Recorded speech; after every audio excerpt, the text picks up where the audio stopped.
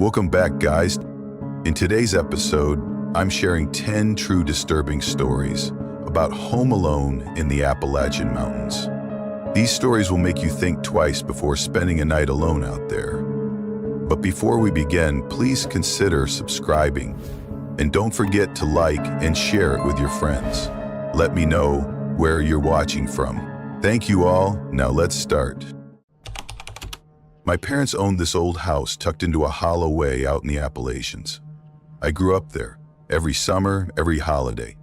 I knew it inside and out, so when my parents said they were heading out for a week and asked if I could house sit, I said yes before they finished the sentence. As soon as I pulled into the gravel driveway, something hit me that I hadn't thought about before.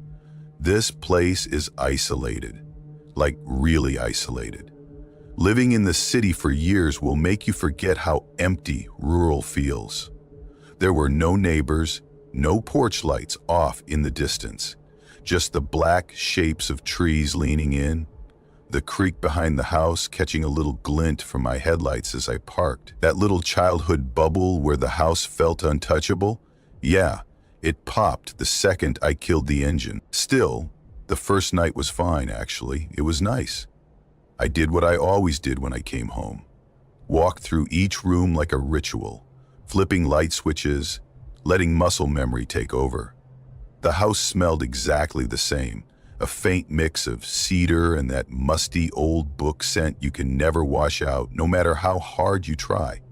It felt good, honestly, like nothing had changed. I made a lazy dinner, dug out an old DVD from the shelf, one of those grainy action movies I'd watched 100 times as a kid, and stretched out on the couch. Fell asleep before the credits even rolled. Night 2, same thing. Dinner, movie, check the locks because you know that's what responsible adults do.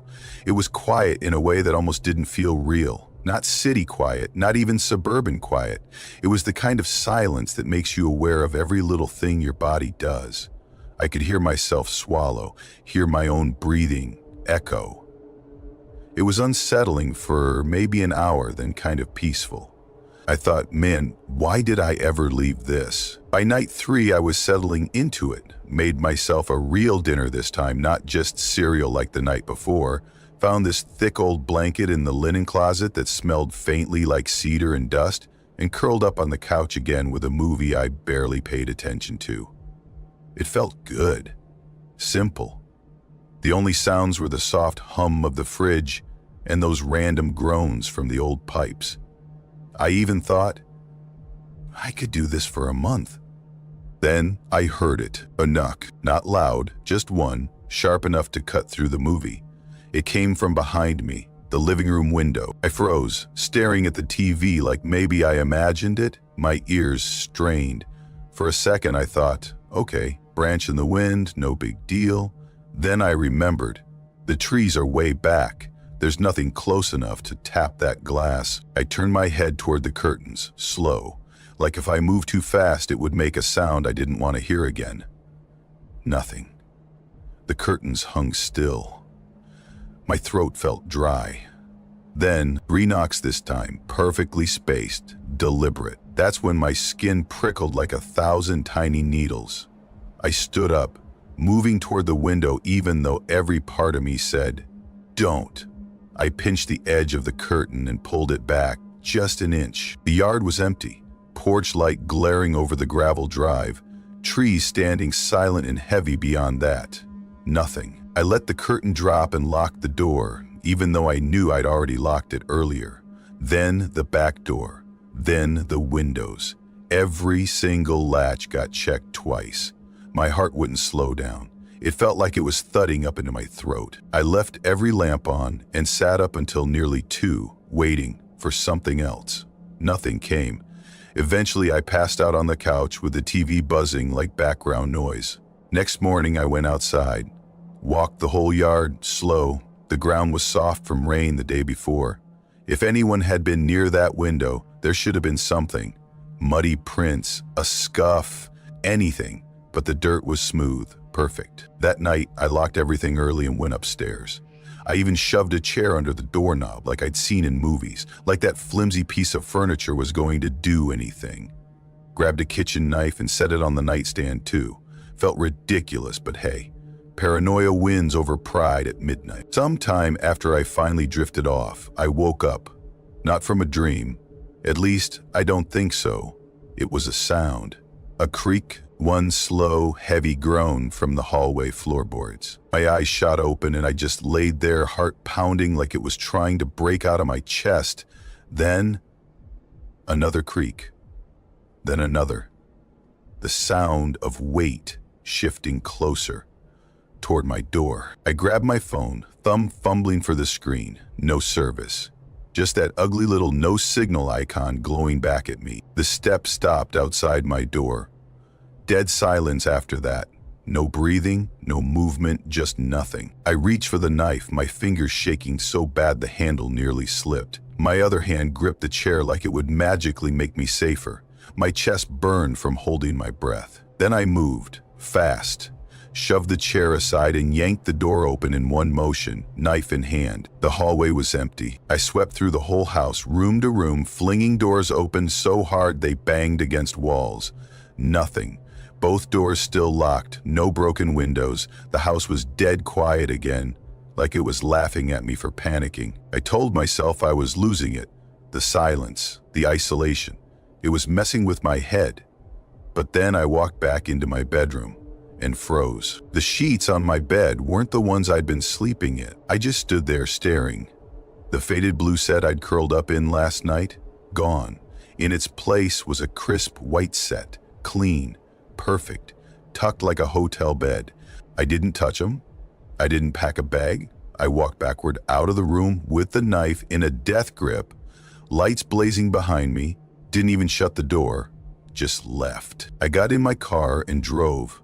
Didn't stop until I had service bars again. My hands were shaking so bad it took me 3 tries to dial 911. The sheriff had to ask me to repeat myself twice because my voice kept breaking. They searched the place, found nothing. My parents swore they hadn't changed the sheets before they left. I spent that night in a motel off the highway, and I haven't slept in that house since.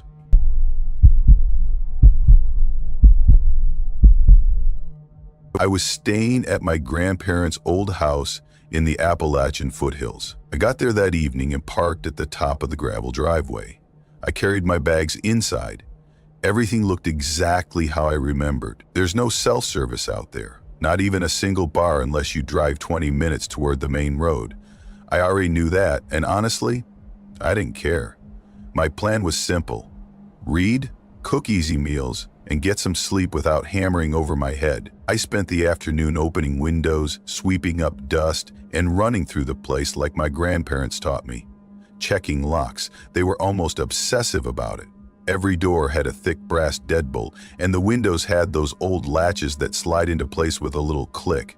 I went room to room, locking and double-checking, not because I was scared, just habit. That house practically trained me to do it. By 9, I'd eaten a quick dinner and settled on the couch with a paperback. The only sounds were the low hum of the fridge and the random metallic pops from the baseboard heaters. Outside, the windows might as well have been black mirrors. No porch lights out there, no street lamps, just a wall of dark pressing against the glass. By 11, I decided to call it a night. I brushed my teeth, washed my face, and climbed into bed in the old guest room with my flashlight and my book. Read a couple pages, and then the words started blending together. My eyelids were getting heavy. The first sound woke me at 1:17 a.m. It was faint, but sharp enough to cut through my sleep. A squeal, metal dragging across wood. It took me a second to place it because my brain was still stuck in dream mode, but then it clicked. The front screen door. I sat up fast, heart hammering like it was trying to wake the rest of me. Listened hard. Nothing. Just silence, so thick it almost had weight. I grabbed my phone. No service, of course. Just that smug little no signal glaring back like, yeah, good luck. I set it down and waited another minute, barely breathing. Still nothing. Finally, I slid out of bed and grabbed the flashlight. The hallway floor creaked under me like it wanted to announce my presence. I checked the front door first. Shut tight. Deadbolt exactly how I left it. I cracked it just enough to peek at the screen. It was closed, too, the old spring pulling it snug. Wind, I told myself under my breath. Even on nights that felt dead calm, the ridge could send down these weird, slow gusts that sounded worse than they were. That had to be it. Still, I checked the back door for good measure. Locked. Everything looked normal.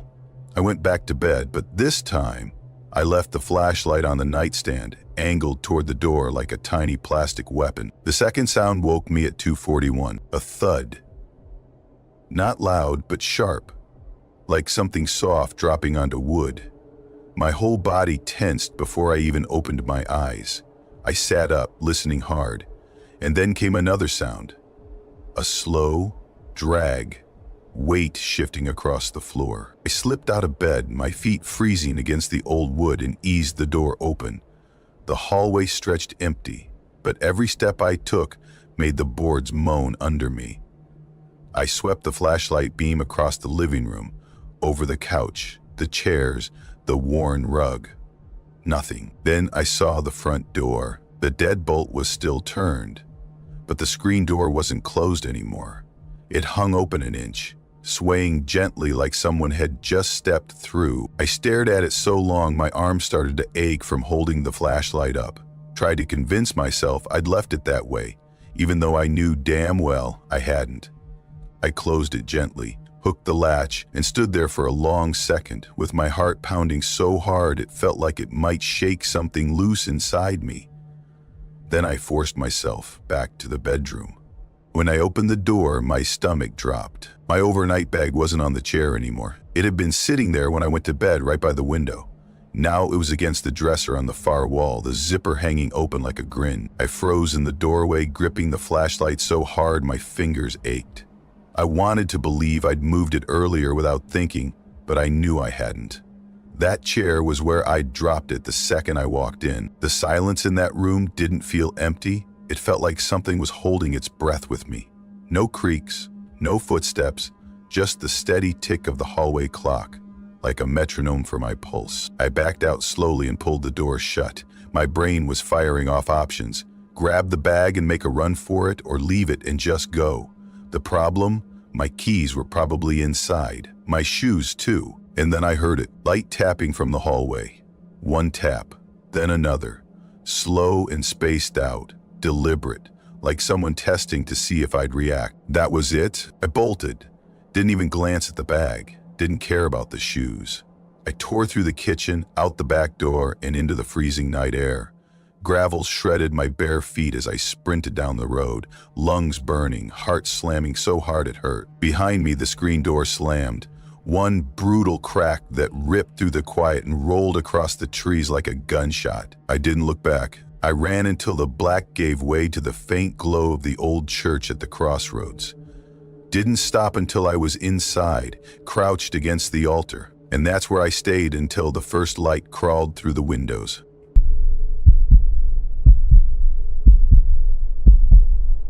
A family friend called me a few days before they left and said their mom was going into surgery. They needed someone to keep an eye on the place, make sure the pipes didn't freeze, grab the mail, feed the dog. That was it. Easy job. Honestly, I didn't even think twice. Work had been suffocating me for months. Constant calls, constant deadlines, constant noise. And the idea of a week in the woods sounded like the perfect excuse to disappear. No boss breathing down my neck. No Slack notifications pinging at 11 p.m. Just me, a dog, and a fireplace. I told myself it would be good for me, that it would feel like hitting a reset button. The drive out there was longer than I expected. 2 hours of regular highway, then 40 minutes of winding back roads that kept getting narrower until the pavement just gave up and turned into gravel. My GPS quit halfway, so I was relying on written directions and luck. The last stretch dipped into this hollow where the trees pressed in so tight the sky just vanished. It felt like driving into a throat. When I finally reached the clearing, the driveway wasn't much of a driveway at all, just 2 muddy ruts. My tires spun hard before they caught enough grip to push me to the top. The cabin itself was bigger than I pictured. 2 stories, steep roof, all dark wood, and a porch that wrapped halfway around like it was giving you a slow hug. It looked solid though, quiet. I cut the engine, and before I even made it to the steps, the dog trotted out. Daisy, a shaggy shepherd mix with a coat like an old rug. No barking, no hesitation. She walked right up and leaned her whole weight against my leg, like we'd been best friends for years. That made me feel better. The first 2 days were uneventful. I slipped into this simple routine. Wake up, throw a couple logs on the fire, feed Daisy, walk down to the road for the mail. No Wi-Fi, no cell signal. I thought I'd miss it, but honestly, the quiet was kind of nice. Evenings were just me reading by the fire or scrolling through old pictures on my phone, even though most of them wouldn't load without service. Nights were harder. The cabin made noises, long, drawn-out groans that rattled in the beams, sharp cracks that popped from the walls when the cold sank in. Every sound felt bigger out there, like the house was speaking a language I wasn't supposed to understand. I told myself it was normal. Old wood does that. The third morning is when I noticed the footprints. I went out back with the stove ashes, and there they were on the porch. Bare footprints. Not small either. Wide. Deep enough that last night's rain had pooled in the heel prints. At first, I told myself they were old, maybe from the owners. But then I saw the trail running down the steps. Dark smears of fresh mud curling toward the tree line. Daisy stopped dead in the doorway, hackles up. No bark, no growl. Just this low, steady rumble that rolled out of her chest like a warning she didn't want to give. Her eyes were locked on the trees. I grabbed a flashlight even though the sun was bright and stepped off the porch. The air felt wrong, heavy, like the kind of silence that presses down on your shoulders. The prints led about 15 feet into the trees before they just ended. Not faded, ended. Like the ground swallowed them. The mud ahead was soft, perfect for tracking, but there was nothing. Just leaves flattened in strange patches, like something had been there and then stopped existing enough to leave marks. I stood there longer than I'd admit, scanning the undergrowth for any sign of movement. Nothing. The woods just stared back. Finally, I told myself it was nothing. A hunter passing through, barefoot for God knows what reason. People are weird. This wasn't the city. Things happen out here. I said it out loud like saying it made it real. Still, that night, I slid a chair under the front door handle before I went to bed, just in case. The next morning, the chair was on the other side of the room. The door was still locked. Windows too, I checked them twice. My stomach dropped so fast, it felt like my bones went hollow. I tore through that cabin like a lunatic, every closet, under every bed, even the attic hatch with a broom handle like that would help. Nothing. No one. Daisy never left my hip. If I moved, she moved. If I stopped, she pressed into me so hard it was like she wanted inside my skin. That evening, I needed more firewood. The sun was bleeding out fast, that brittle gray blue before the dark takes over. My breath came out in clouds and the cold had teeth. I rounded the side of the house and that's when I saw it. The wood pile I'd stacked yesterday wasn't knocked over. It was rearranged. A perfect circle on the ground. Every log lined up like someone had measured the gaps.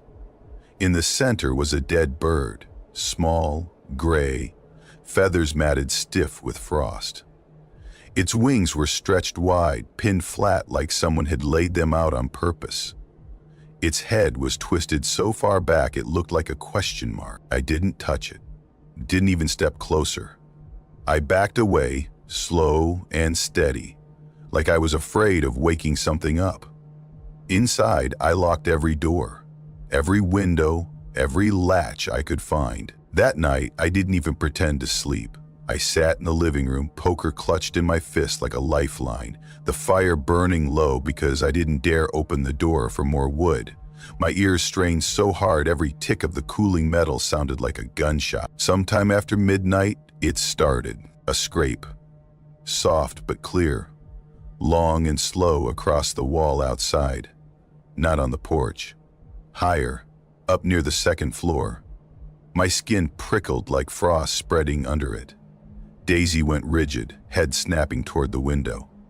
Her growl vibrated so deep it buzzed through the floor. Then another scrape, farther along, like something was circling the house, dragging its fingers as it went. And then the glass moved, not shattered, moved, flexed, like something heavy was pressing from the outside. Then came the smear, a pale shape sliding across the pane, leaving wet, greasy streaks as it went.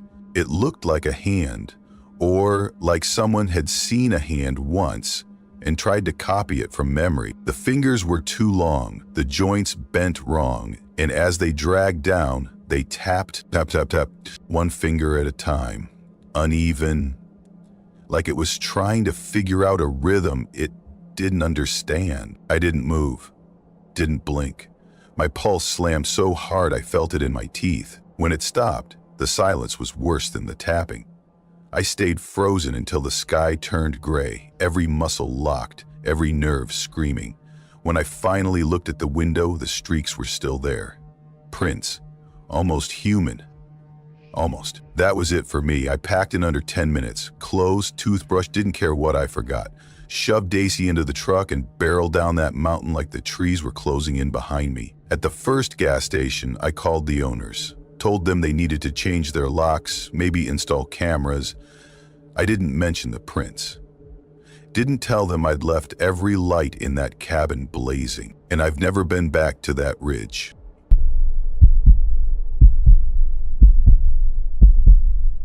My parents had left for the weekend to visit my aunt in Crestwood, a good 3 hours away. They offered to take me, but I stayed because of school. I'd done it before, so it didn't feel like a big deal. Our house sat way back in the hills, far enough that GPS barely worked and most maps didn't even bother to mark the road. If a car drove by, it was either the mail truck or someone who was very, very lost. Friday started out normal. I came home from school, tossed my bag on the kitchen chair, and spread my homework across the table. Knocked that out in an hour, heated up some frozen lasagna, and sat scrolling on my phone until my eyes started to feel heavy. I didn't mind the quiet.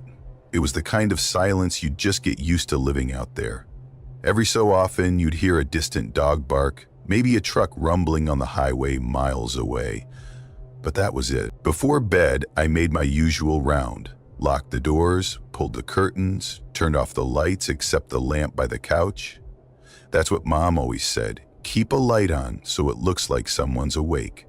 Then I crawled into bed, curled up with my phone, and passed out. The first night, totally normal. The second night, everything changed. It started around 9. I was back on the couch in my pajamas, aimlessly scrolling TikTok, when I heard it. A knock at the back door. Just one, hard enough to echo through the house.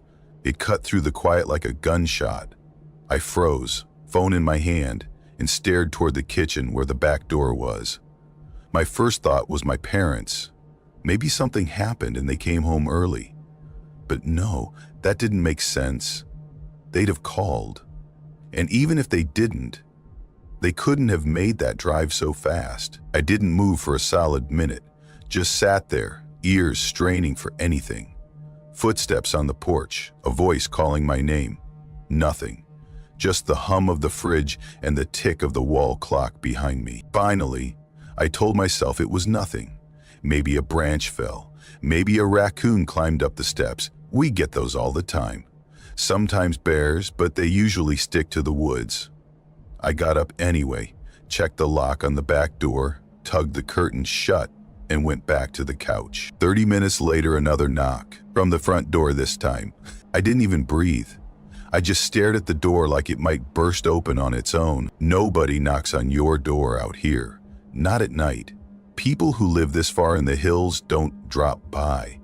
My parents had said it 100 times. If someone shows up after dark, it's not because they're lost. I waited, hoping for something that made sense. Car headlights in the driveway, maybe the crunch of tires on gravel. Nothing, just that thick, pressing silence again, heavier than before. Then came the third knock, not from the front, not from the back, from the side door. The one off the kitchen that opens to the steps leading down toward the woods. 3 knocks, 3 different doors. That's when it sank in. Whoever was out there wasn't lost. They were circling the house, testing every way in. My stomach dropped so hard I felt sick. I stood up slowly, reached for the light switch, then stopped cold. If I turned it on, they'd know where I was. If they didn't already. I backed down the hallway as quietly as I could, my socked feet barely making a sound on the floor. My phone was still in my pocket, and I clutched it so tight my knuckles ached. I thought about calling my parents, but I couldn't make myself do it. Saying it out loud, "Someone's here," would make it real. I was halfway to my room when the porch screen door creaked open. That sound, I can still hear it clear as day. It's an old door, and when you push it all the way, the spring groans and stretches before it slams back. I heard the whole thing, the drawn-out squeal, then the soft thump when it shut again. Every muscle in my body locked up. I stood there in the hallway, frozen, listening to my own heartbeat thudding so loud it drowned out everything else. Then, nothing. No footsteps, no voice. Just silence again. When I finally moved, it wasn't a decision. It was pure instinct. I bolted to my room, shoved the dresser across the floor until it jammed against the door frame, and collapsed behind it. My hands were shaking so bad I nearly dropped my phone trying to unlock it. For a long time there was nothing. Just me sitting on the floor in the dark, holding my breath until my chest burned, straining to hear through the blood roaring in my ears. Eventually I started to believe maybe it was over. Maybe whoever it was had left. I even started typing a text to my mom. That's when I heard it, a slow, dragging scrape against the siding outside. It started at the corner of the house and crept toward my window. Metal against wood, screeching like nails on a chalkboard. So slow, so deliberate, the kind of sound that makes your teeth hurt. Then it stopped. A full minute passed. Then a voice, low, calm, just loud enough to carry through the glass. "Why'd you lock your doors?" My throat closed. My fingers shook so bad I could barely hit the screen. The voice came again, closer this time. "Right under my window. I saw you through the glass." That broke something in me. I slammed my thumb on my mom's contact and pressed the phone to my ear, praying she'd pick up. She answered on the second ring, and all I could choke out was, "Please come home. Please come home." She didn't even ask why, just said, "I'm coming," and hung up. Outside, the porch steps creaked again, faint, but I heard it. Whoever it was wasn't leaving toward the road. They were going toward the woods. I stayed by the door, every muscle tensed like a coiled spring, ready to run if I had to. Time dragged like hours before I finally saw headlights sweep across the trees. Then my dad's truck roared down the gravel drive like a beast, engine howling. The second it stopped, he jumped out with a shotgun and shouted my name. I shoved the dresser aside so fast it toppled over and ran into his arms like my life depended on it. By then, whoever had been out there was gone. The next morning, we found the proof. Boot prints in the mud circling the house, big ones. They didn't lead back to the driveway. They went into the forest, toward the rocky slope where the trail disappears into miles of trees. That was the last time I ever stayed home alone in those hills.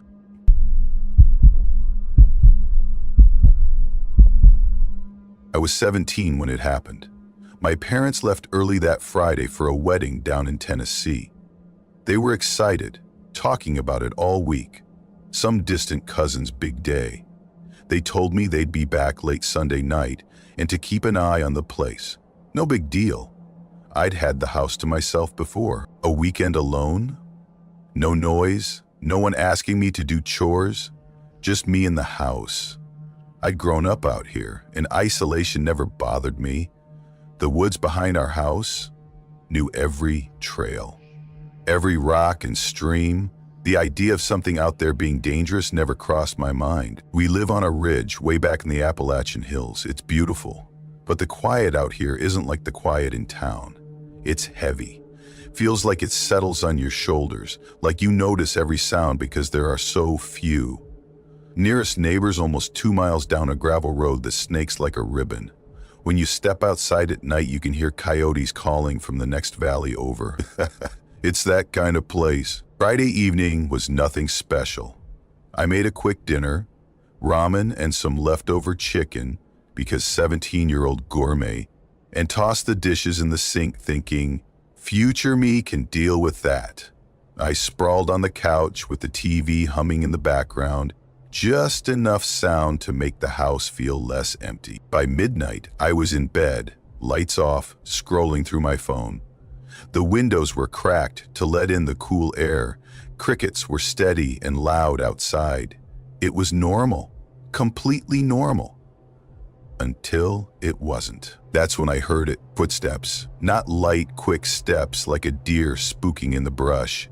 Slow, heavy on the gravel. Crunch. Pause. Crunch. Someone walking. Someone human. Every muscle in my body went stiff. I just froze. The front door was locked, windows too. I checked earlier. My first thought was to grab my phone, but then what? Call the sheriff's office and say, hey, I think someone's walking near my house in the middle of nowhere? It would take them 30 minutes to get here, minimum. Whoever it was would be long gone by then. The steps got closer and closer. Then they stopped, right below my bedroom window. I held my breath. My heart was beating so hard I swear it was loud enough for them to hear. I didn't dare move, didn't even blink. I just lay there listening. A minute passed. Then another. My chest burned from holding my breath. Then crunch. Steps again. Moving away this time, back toward the trees. Each crunch fading until the crickets were the only sound again. I didn't sleep, not a second. Just stared at the ceiling, ears straining for any noise. When the sun finally came up, I told myself it was nothing. Had to be nothing. A hunter maybe, or someone cutting across the ridge. That's what I repeated in my head like a mantra while I pulled on my boots and stepped outside. Then I saw the tracks. Bare feet, not boots, not sneakers, bare. The prints were big, long, wide, with toes splayed like whatever made them had dug in for grip. They came straight from the woods, curved toward the porch, then circled the house before disappearing back into the trees. No other signs, no boot scuffs, no dropped gear, no tire marks on the road. Just those naked footprints pressed deep into the dirt like whoever it was weighed more than they should have. I stared at them so long my breath came out in little clouds, even though the morning wasn't that cold. Then I went inside, locked everything again, and told myself, people around here go barefoot sometimes. Sure, that happens. Kids swim in the creek, people wander, but that didn't explain why they'd come to my window, or why they'd circle the house in the dark. The rest of the day dragged. I couldn't relax. Every creak sounded louder. Every shadow stretched too long. I didn't even turn the TV on that night. Just sat in the living room with every light blazing like that would keep the dark away. Midnight crawled past. Then one, then two. My eyelids were getting heavy when the dogs started going insane. They were outside in the pen at the edge of the yard, and this wasn't their normal, hey, there's a deer bark. They were in full-on panic. Snapping, growling, throwing themselves against the fence like something was just out of reach. I bolted to the back window, flipped the light on. The yard was empty, just grass shining under the floodlight and the black wall of trees beyond. Then I saw it. At first I thought it was a stump. It wasn't moving, just a pale shape crouched low where the trees began. Then it shifted. The arms were wrong. Too long, they hung down like extra limbs. And the head, God, the way the head tilted. Not like it was looking at the dogs, more like it was listening. Slow and jerky, like something learning how a neck works. I blinked, and it was gone. No sound, no movement, just gone. The dogs didn't calm down, though. They kept throwing themselves at the fence, teeth flashing, like whatever it was hadn't gone far. I grabbed the shotgun from the rack by the door. My hands were shaking so bad I dropped shells twice before I got it loaded. Then I sat there for the rest of the night, the gun across my lap, staring into the dark while my heart tried to punch its way out of my chest. By morning, I convinced myself I'd imagined it. Had to. Probably a tree. Probably my brain filling in blanks because I was tired. Then I checked the yard. The prints were back. More this time. Dozens of them, deep in the mud where the grass thins out near the woods. They trailed across the yard, up the hill, all the way to the house. Circled it. Again, every window had a set beneath it. Some pressed so close the toes angled up into the siding, like someone had stood on tiptoe, leaning in, like they were trying to look inside. My hands shook so bad I dropped my phone when I tried to call my parents. Didn't even wait for them to answer. I just threw some clothes in a backpack, locked every door behind me, and ran for the truck. I didn't stop driving until I hit the highway. Called my parents from a gas station 40 miles out and told them I wasn't going back there alone.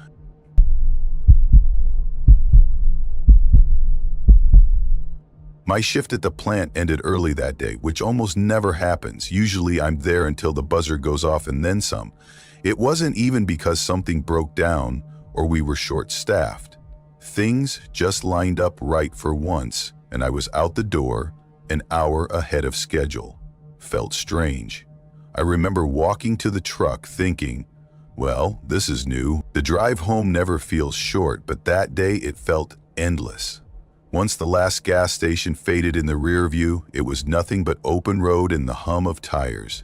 20 miles of blacktop, then 5 more of gravel curling through trees so thick they shut out the sky in spots.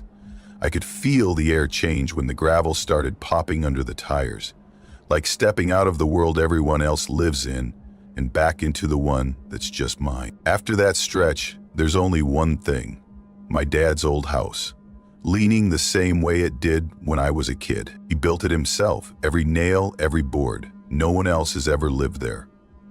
After he passed last winter, I couldn't stand the thought of it sitting empty. It felt wrong, like the house would be grieving too.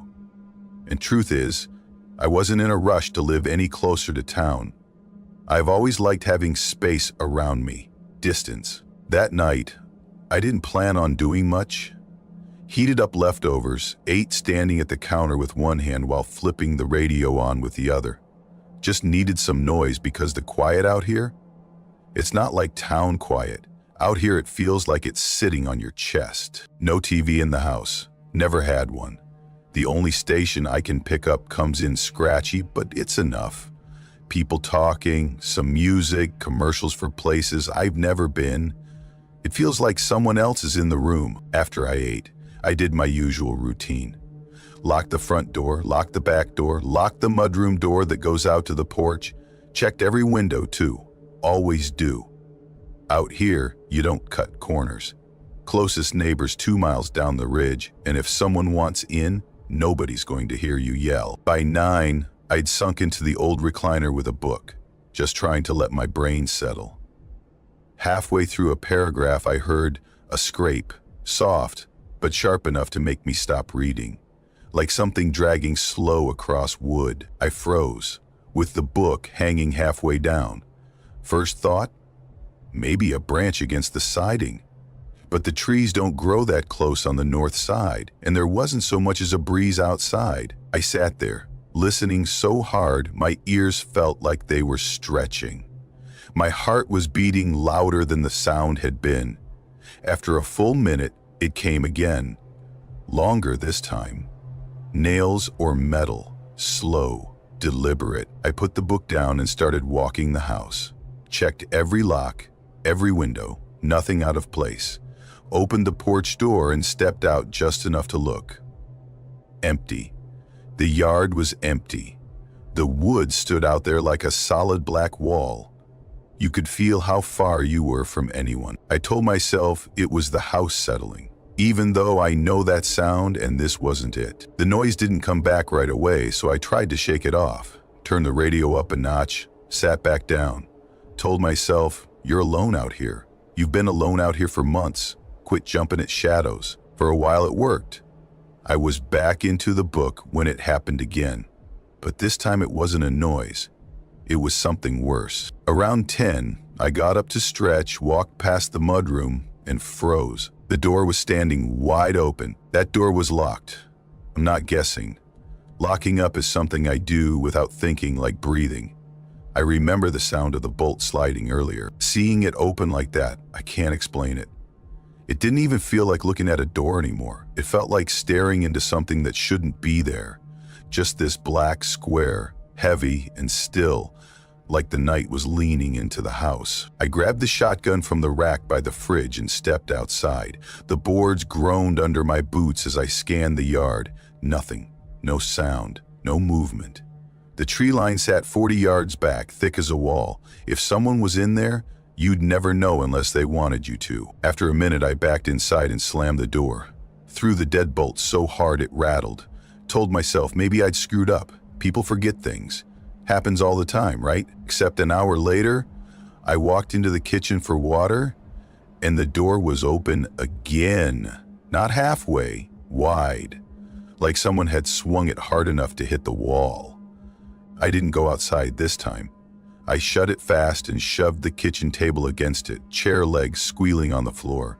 My pulse was in my ears so loud, I almost didn't notice the mat. The mat was wet, and there were prints on it. Small ones, narrower than mine, and too many, like someone had come in and turned slow circles before I walked in. That's when I called the sheriff's office. Dispatcher sounded tired, said a deputy would come out, but it could be an hour, maybe more. I hung up and sat at the table with the shotgun across my knees, staring at that door like it might breathe. The house was dead quiet, except for the radio in the other room. Some caller was talking about barometric pressure or something when I heard it. The creak, not outside, behind me. Inside, I turned slow. The hallway was dark, but I swear something was there. I didn't see it clear, just felt it. Like the air was thicker in one spot. I raised the gun and fired. The blast killed the sound in my ears and filled the hall with smoke. When it cleared, nothing stood there but splintered trim and dust. Then, from the mudroom, the door slammed open so hard the plates in the cabinet jumped. I ran. Out the front, down the steps, into the black. Didn't look back.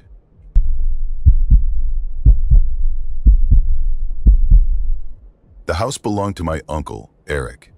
He worked out of state most of the year and hated leaving the place empty. When he asked if I wanted to stay there for a week, check the mail, keep an eye on things, I didn't even hesitate. Honestly, I needed the break. The city had been chewing me up lately. Sirens at night, neighbors slamming doors, constant noise buzzing in my head. A quiet stretch in the mountains sounded like breathing again. The drive out felt longer than I remembered, maybe because I was alone this time, no one in the passenger seat to talk to, just me and the road twisting through trees. At one point, I realized I'd gone nearly 20 minutes without seeing another car. That kind of silence doesn't feel peaceful when you notice it. It feels like you slipped out of the world. His house sat halfway up a slope tucked into the woods. From the road, it looked like a small cabin, but once you were inside, it opened up 2 levels. An open living room with these old timber beams and a hallway that always seemed darker than it should. I told myself it was the way the light fell. But every time I glanced down that hall, something in me felt like backing away. The first couple of nights were fine, uneventful even. My routine was simple. Dinner around 8, watch something on the laptop, lock the doors before bed.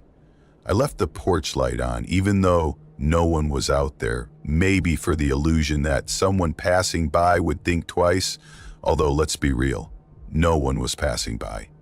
That place was so far off the main road you could yell your lungs out and no one would hear you. By the 3rd night, I'd gotten used to the stillness. No cars, no voices, just the low hum of the fridge and the occasional creak of the floorboards.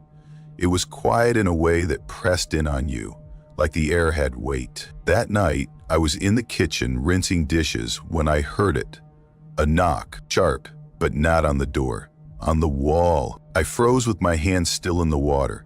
The sound came from the far side of the house, maybe near the living room. I stood there listening, waiting for another. Nothing. Just the fridge humming and the faint echo of my own heartbeat. Probably a branch, I muttered, because apparently talking to yourself helps. It didn't. I went back to scrubbing the plate. Then it happened again. 3 quick knocks, higher this time, close enough that the glass above the sink shivered. I looked up, expecting God knows what. A face? A shadow? There was nothing but my own reflection staring back at me, pale and wide-eyed. The kitchen behind me stretched empty, glowing yellow under the light. I dried my hands and did a full sweep of the house. Every door, every window, even the basement latch, locked, curtains drawn. Outside, the dark felt solid, like it was pressed against the glass. That night, I left every light burning. Around midnight, I was on the couch, laptop balanced on my knees, when the porch boards creaked. I froze. Those planks were old. They complained under the lightest weight. But this wasn't a raccoon hopping around. These were footsteps, slow, heavy, countable. 2, 3, 4. I muted the laptop and held my breath. The steps shifted, slower now, like someone was adjusting their stance. Then came the knock. Not hard, not frantic, just a soft, deliberate tap on the front door. I didn't move, didn't blink. Whoever it was didn't speak. No hello, no call for help, just silence, stretching longer and longer until my lungs burned from not breathing. Finally, the steps started again, fading away toward the side of the house. I grabbed my phone, battery at 5%, barely a signal. I typed out "someone's outside," hit send. The little wheel spun, then failed, tried again, failed. I didn't call 911. Out there, even if you get through, they measure response time in hours. And saying out loud that I was alone, in a house lit up like a stage, made something in my gut twist. So I sat there, upright on the couch, flashlight gripped in my hand, pulse thudding like it wanted out of my chest. At some point, I must have dozed off, without meaning to. What woke me wasn't knocking. It was the sound of metal turning, the back door, not a rattle, not pounding. A slow, careful twist of the handle against the lock. I moved like I wasn't controlling my body, feet sliding silent over the rug, every breath shallow and quick. The kitchen stretched ahead like a tunnel. The door was a pale rectangle at the end. The knob shifted again, just slightly, like someone was testing it for give. I stopped a few feet away, flashlight raised like a club, and waited. The sound stopped. The silence after was so deep it felt alive. Then, faint, almost nothing, a single crunch of gravel, then another, moving away. I stood there so long my legs burned. When I finally moved, it was only to drag a chair under the doorknob and shove furniture against every other entry point I could think of. Sleep didn't happen. I sat by the front window, watching the black outside slowly bleed into gray. When the sun finally came up, I stepped onto the porch. The air stung like knives in my lungs. That's when I saw them. Prints in the frost, sharp as photographs. Big boots, leading from the steps to the far wall, looping back again. I didn't pack a bag, didn't even shut the lights off. I just grabbed the keys, climbed into the truck, and drove until my hands stopped trembling.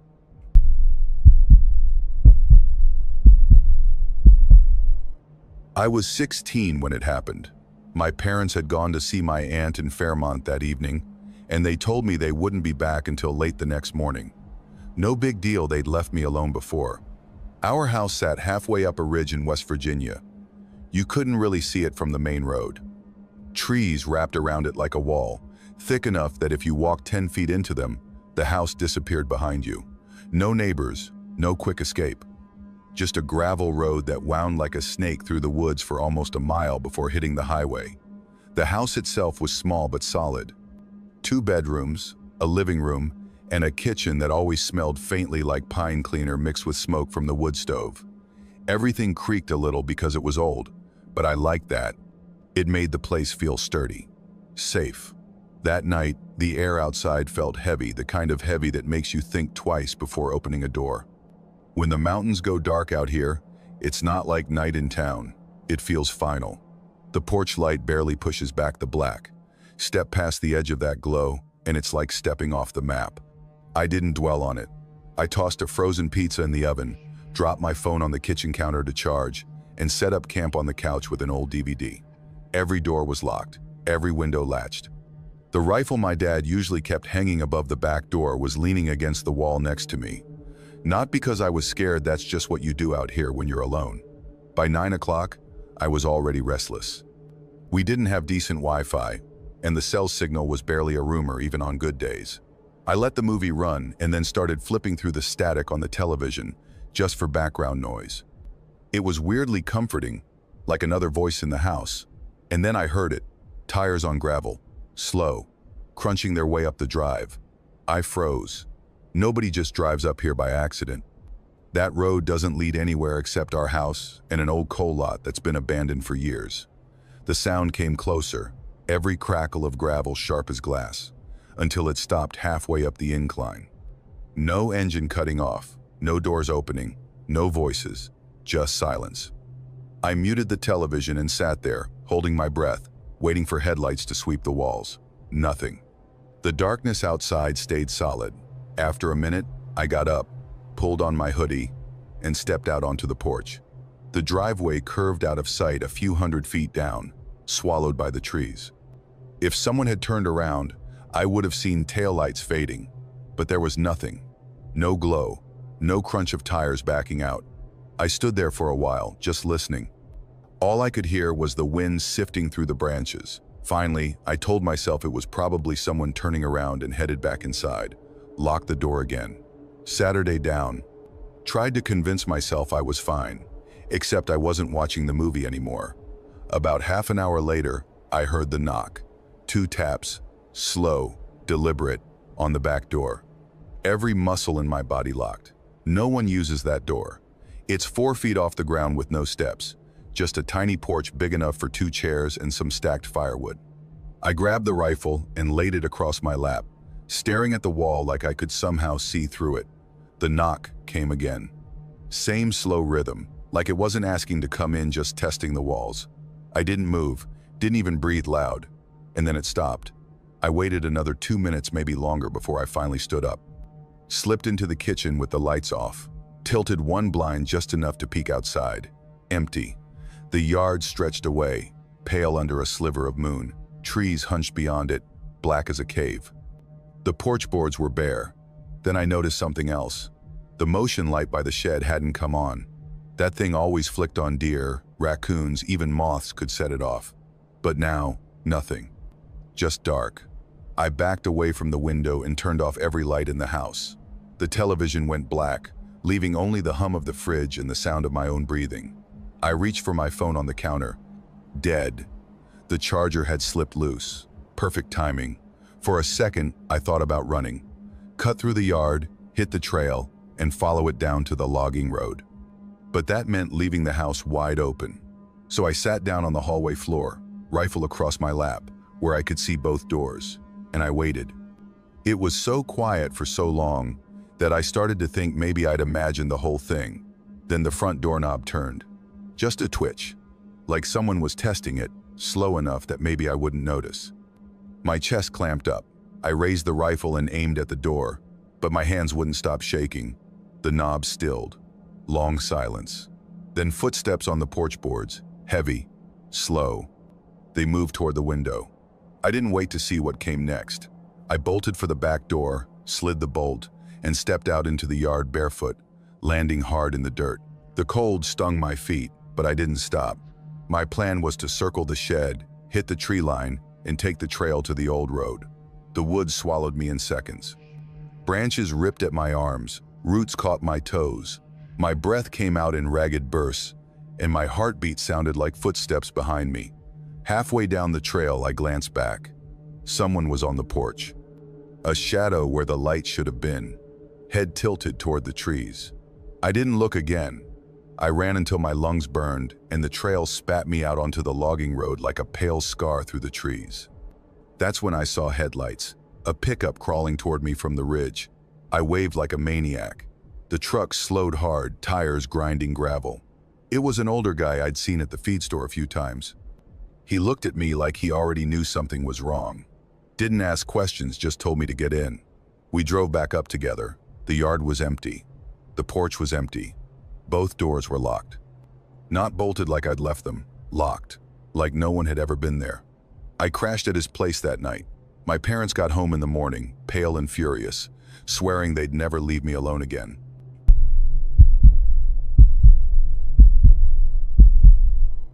My parents had planned a trip to Tennessee to visit family, and I stayed behind to watch the house. Just 3 nights.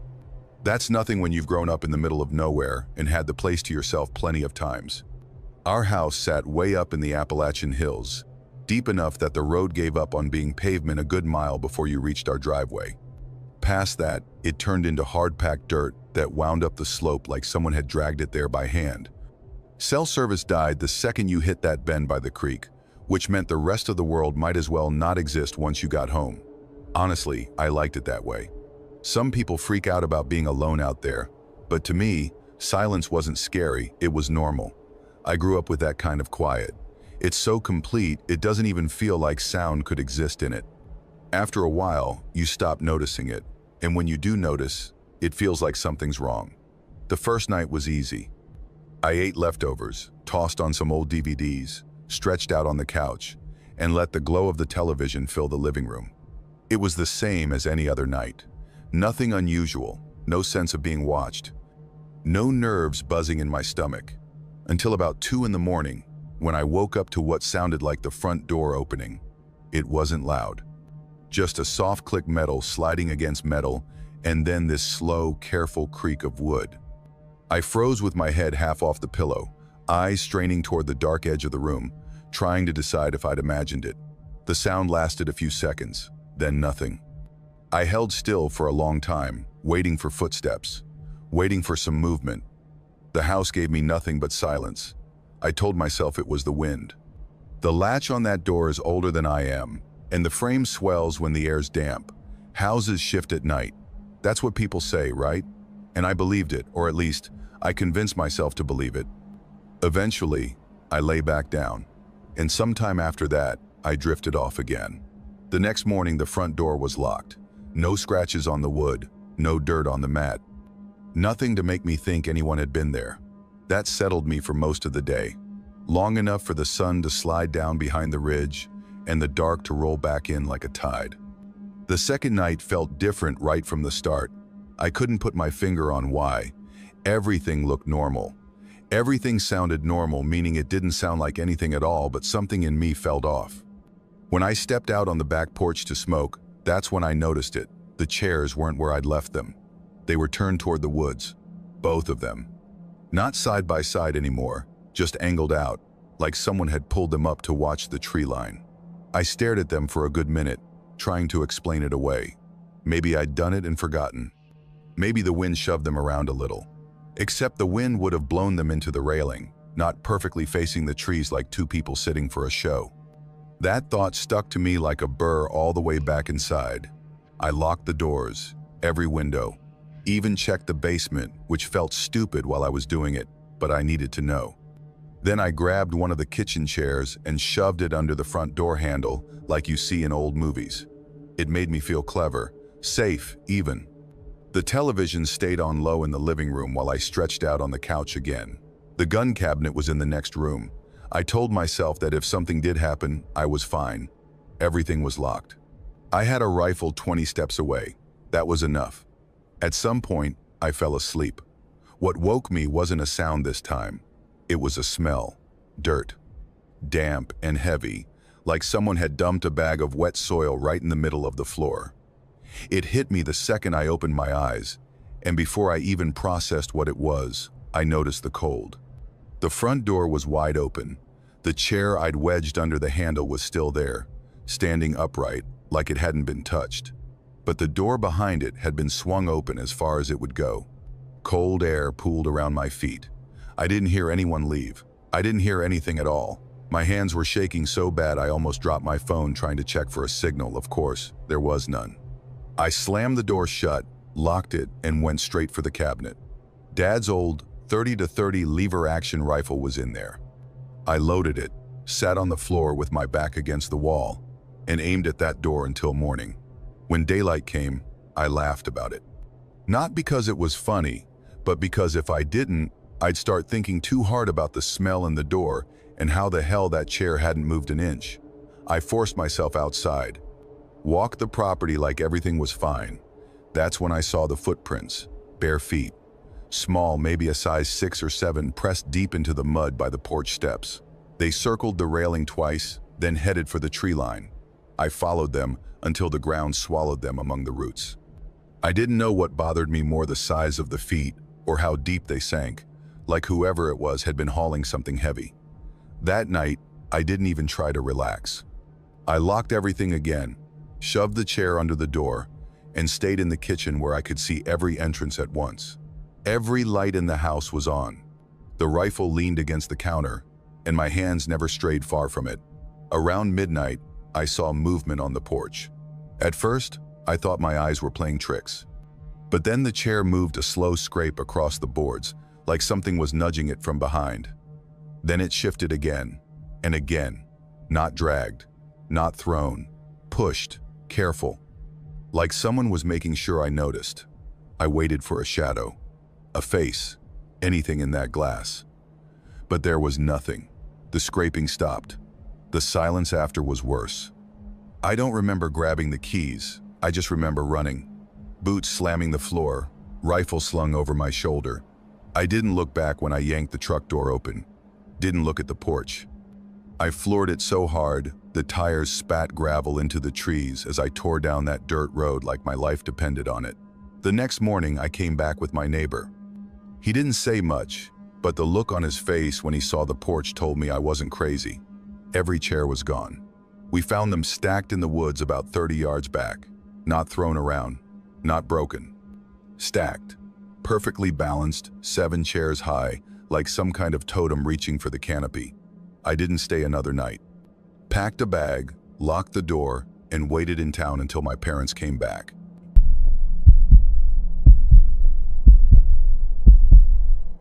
I'm 24 years old, and last winter I agreed to do something that still makes my stomach twist when I think about it.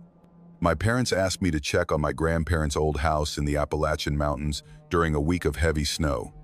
If you've never been out there, let me explain, this isn't the kind of place where you pop out for groceries or wave to a neighbor. The house is perched at the end of a gravel road that curls deeper and deeper into the hills until you feel like you've left the map entirely. No cell signal, no lights from nearby houses, just trees and ridges folding in on themselves.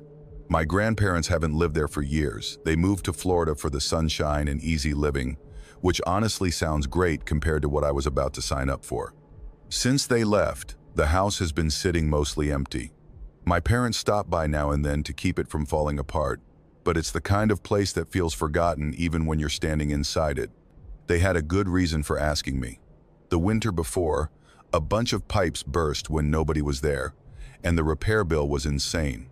So this time, they wanted someone to stay during the worst of the cold snap, keep the wood stove running, make sure everything stayed in one piece.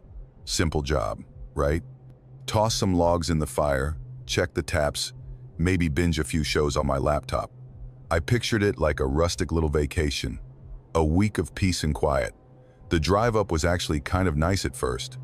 The hills looked like something off a postcard, all powdered white, and the road crunched under my tires in a way that made me feel like I was in one of those car commercials. For a while, it was just me, the hum of the heater, and nothing else. No traffic, no noise. Then the turns kept coming, sharper and steeper, and my signal dropped to 0. That's when it hit me I was really out there. When the house finally came into view, it looked smaller than I remembered. hunched between two slopes like it was hiding from the wind. The carport leaned just enough to make me question whether it could survive the next big storm. I parked under it anyway, grabbed my duffel, and crunched up the steps.